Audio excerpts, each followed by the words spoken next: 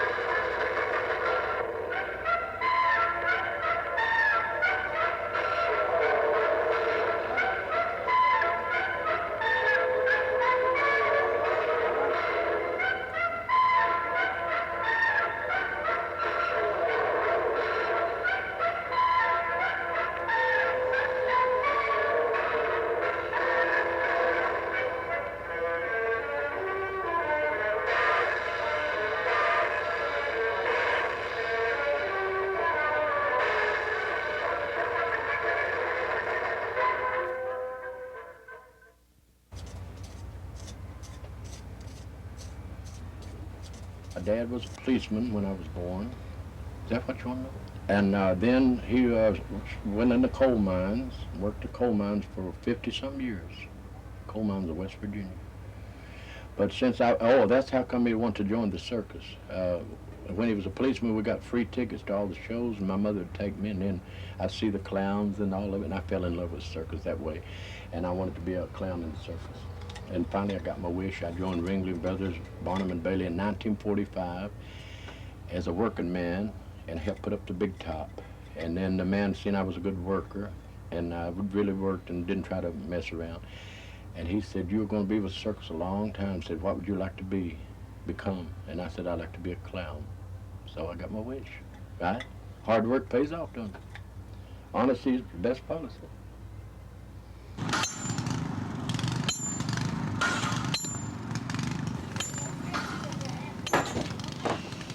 You're the proud owner of this circus? Yeah. Why'd you buy this circus? So we can take it through the mountains and make all the kids happy and bring in the old circus again. You've been in the circus business before? Yeah, a long time. Had elephants. What's his name? Jules and Beck. That's my two kids, Julie and Becky. We've got two little girls, 6 and 12.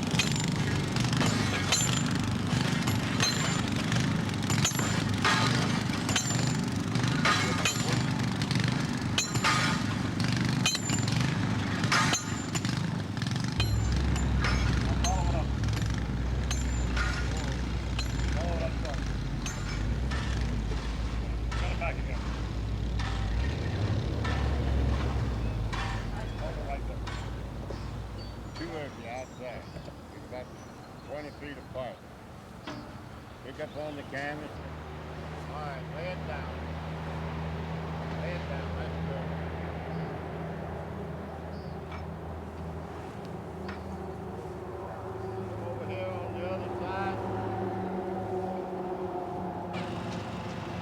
Well, we got Roy Houston there, the famous musician and musician.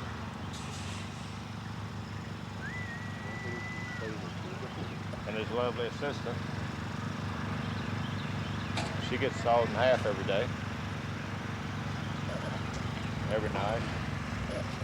Come here and talk to him, Roy. I'm Roy Houston, also known as the Great Houston and Company, who, like I say, one of the men who pioneered the American Circus Illusion Act, which I'm very proud of.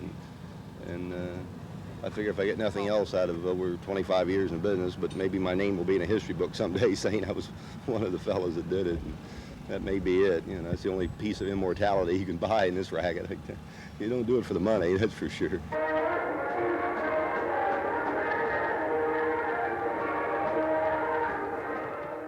My mother and father were in vaudeville, you know, it's the old standard story.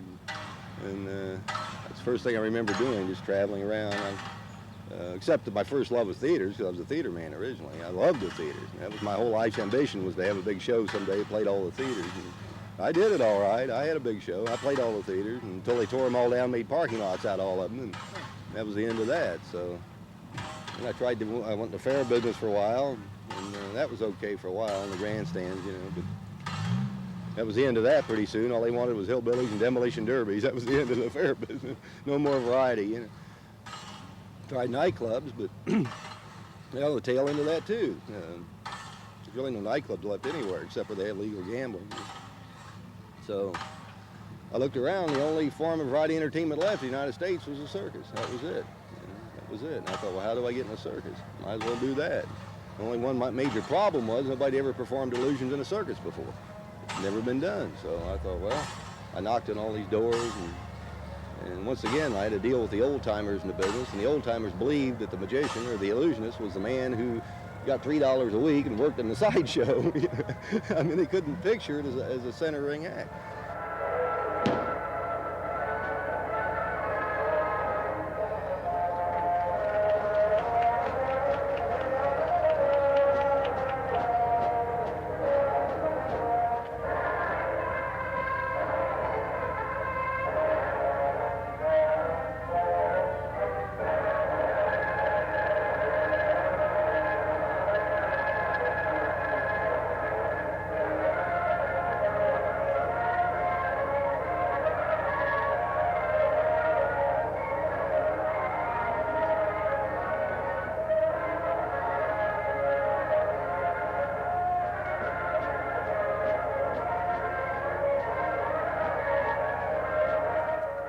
They always say, what do you do for a second act?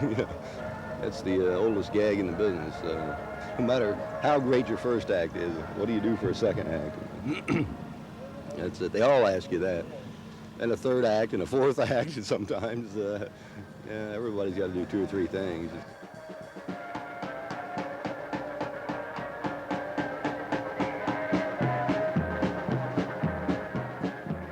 Well, like any show I go on, some of the people I've known off and on all my life, and some of them I shake hands with them for the first time. I mean, this show's no exception.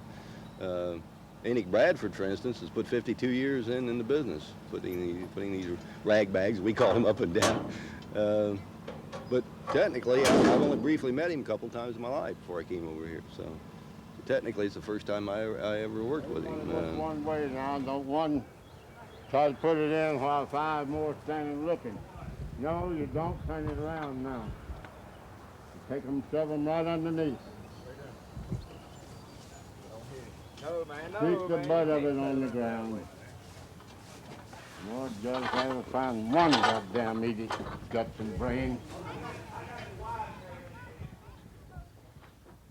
He's a very interesting old character. Same way Louis the Clown. I briefly run across him a few times, but never really got to know him until I came here. Isabel, who does the hand balancing, originally hails from Portugal, has kind of an unusual hand balancing act with the bicycle and everything. Her daughter does the same act on the Carson Barn Show, which is the big monster show out of Oklahoma. And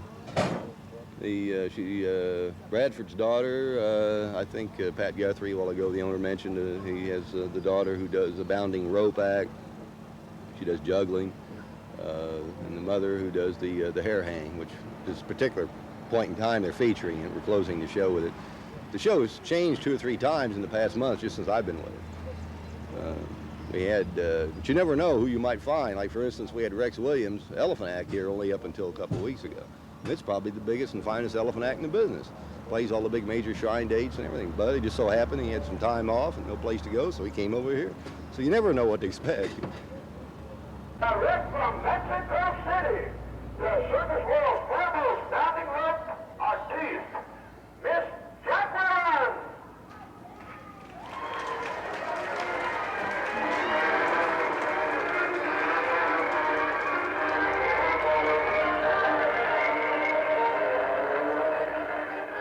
The water act was my first act, my own, that I ever did. Before I started doing juggling afterwards and bareback riding, trampling, a little bit of everything with other acts when I was younger. Bye, Candy.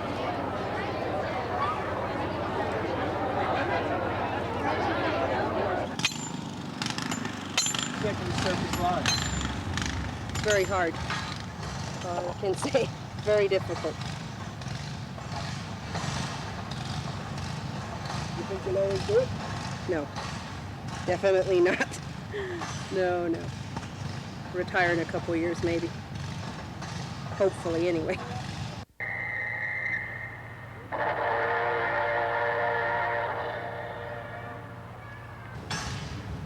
How old are you? 22.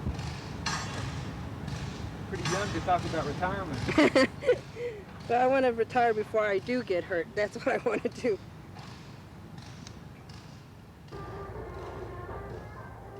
I ain't never got tired of it yet. I like it so far. It's done me all right. How long have you been in the circus? Huh? With them? 3 months.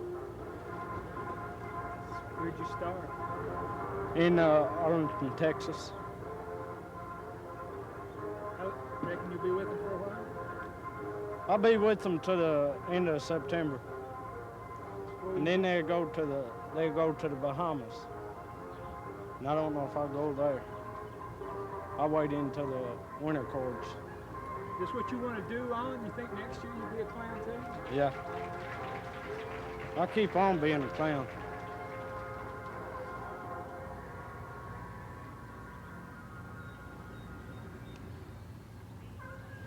Now, you're in apprenticeship to Louis? Yeah. What kind of teacher is he? He's a good teacher. He teaches a whole lot of people. See, he's my uncle.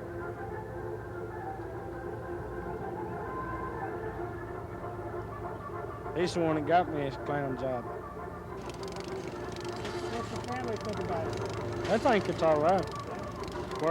What's up to me? It's left up to me, whatever I wanted to do. I told him I was going to join the circus.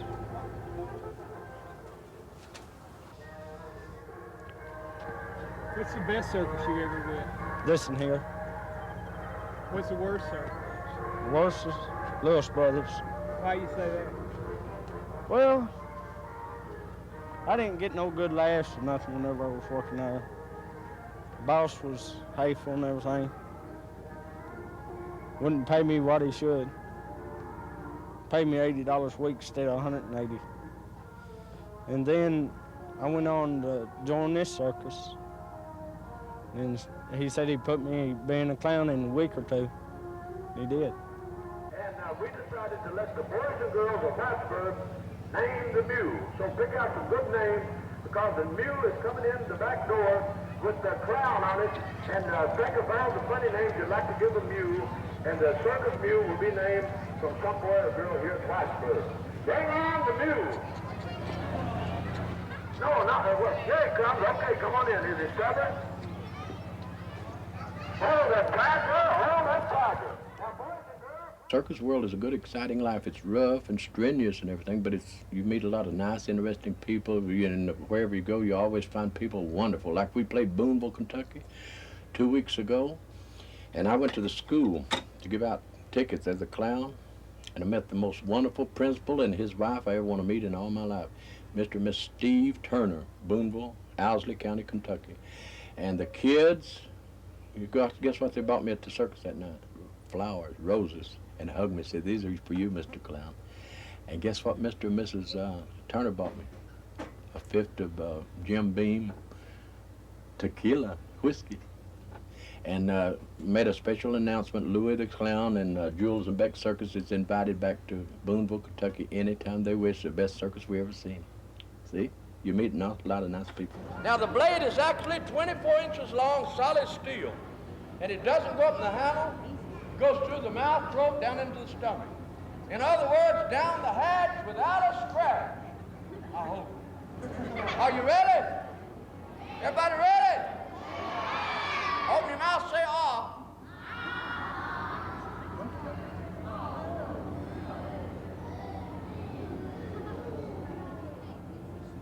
Now, how many of you believe I really swallowed it? How many of you believe it's a trick? How many of you don't give a heck? Have you heard the saying about, isn't it strange that princes and kings and clowns that caper in sawdust rings and common folk like you and me are builders of eternity? See where they put the clowns up with the kings and princes? Good, huh?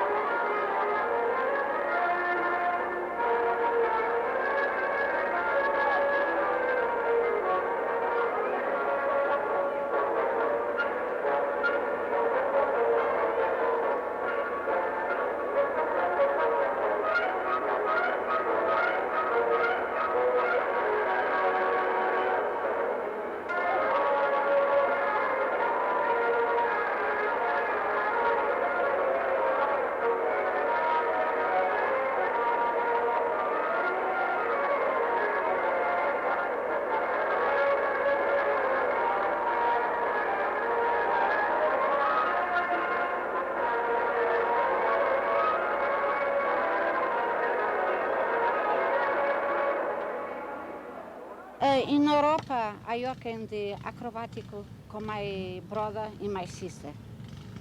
When I come in America, my brother working separate.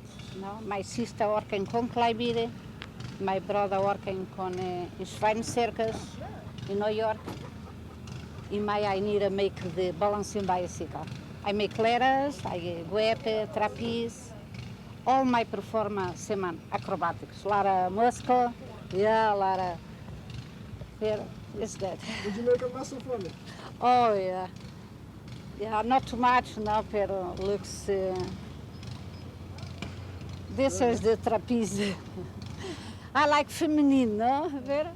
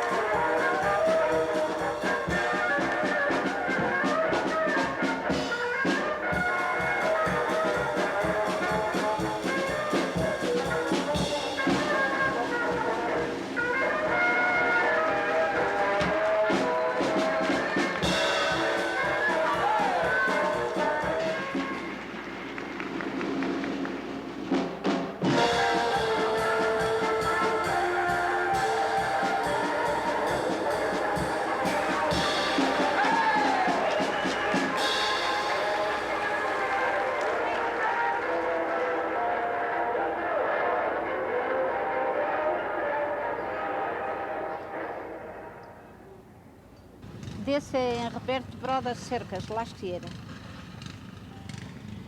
Okay. Yeah, this is good clown, is die, is the Michael, beautiful clown. Okay, in the Schwein Circus, big show. And that's you.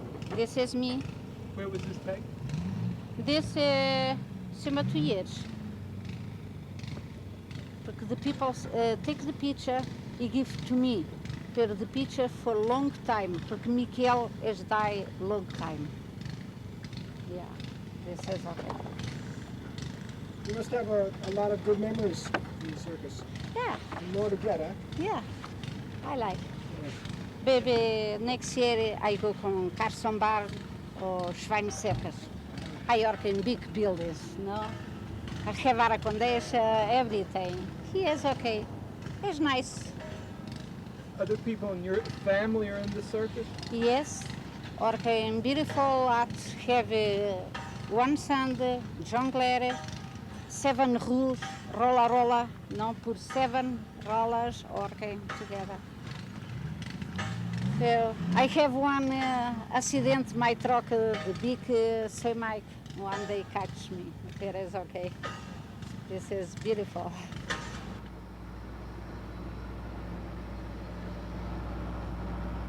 How long have you been with the circus? Well, this October I'll be 51. And 40 of those years I've been in circus business. Making cotton candy. I like cotton candy. The whole time? Oh, basically. You work in the concession stand and Always in the concession part of it. you like it? Oh, it's a way to make a living. I must like it. I keep doing it. When I first joined the circus years ago when I was a child, someone told me, always stay in front of the marquee, in the concession part of it. Never go behind the marquee where the performers are, if you want to make a living. So I've always stayed in front of the marquee. You know, when I was very young, I was born in Louisville. I live in Texas now. But when I was a young child, we were very poor. I didn't know it, but we were. And we used to go to the state fair in Kentucky, in Louisville. And we had enough money for the streetcar to the fairgrounds and enough money home. But at that time, cotton candy was 10 cents. And it was white. They didn't use any coloring, nothing like that, just white cotton candy for 10 cents. But we didn't even have the 10 cents to buy the cotton candy. So I would stand by the little stands on the ground and I'd stare at the candy and I'd stare and I'd stare and I could smell it. I don't think I wanted anything so bad in my life as I wanted some of that cotton candy for a dime, but didn't even have the dime. And I think someplace in my subconscious mind I decided that someday I would have all the cotton candy I wanted. But it's funny, now that I have all the cotton candy I could possibly want, I no longer want it. I never taste it even. It's like alcohol. You start nibbling, you can't stop. You keep right on nibbling. So I no longer nibble.